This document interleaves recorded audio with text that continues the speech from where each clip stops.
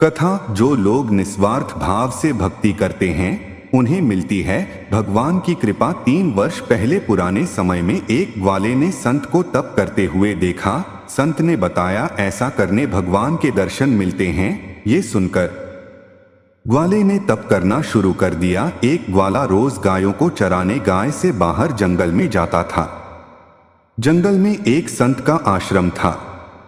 वहां संत रोज तप ध्यान मंत्र जाप करते थे। ग्वाला रोज संत को देखता तो उसे समझ नहीं आता था कि संत ये सब क्यों करते हैं। ग्वाले की उम्र कम थी। संत के इन कर्मों को समझने के लिए वह आश्रम में पहुंचा और संत से पूछा कि आप रोज ये सब क्या करते हैं। संत ने बताया कि मैं भगवान को पाने के लिए भक्ति करता हूं। रोज पूजा पाठ तप ध्यान और मंत्र जाप करने से भगवान के दर्शन हो सकते हैं। संत की बात सुनकर ग्वाले ने सोचा कि मुझे भी भगवान के दर्शन करना चाहिए। ये सोचकर ग्वाला आश्रम से निकलकर एक सुनसान जगह पर पेड़ के नीचे एक पैर पर खड़े होकर तप करने लगा।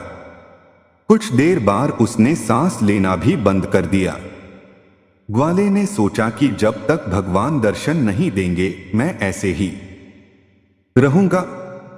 छोटे से भक्त की इतनी कठिन तपस्या से भगवान बहुत जल्दी प्रसन्न हो गए। वे ग्वाले के सामने प्रकट हुए और बोले कि पुत्र आंखें खोलो, मैं तुम्हारे सामने आ गया हूं। ग्वाले ने आंखें खोले बिना ही पूछा कि आप कौन हैं। भगवान बोले कि मैं वही ईश्वर हूं जिसके दर्शन के लिए तुम तप कर रहे हो। ये सुनकर ग्वाले ने आंखें खोल लीं, लेकिन उसने ईश्वर को कभी देखा नहीं था। वह सोचने लगा कि क्या ये ही वो भगवान हैं। सच जानने के लिए उसने भगवान को एक पेड़ के साथ रस्सी से बांध दिया। भगवान भी भक्त के हाथों बंध गए।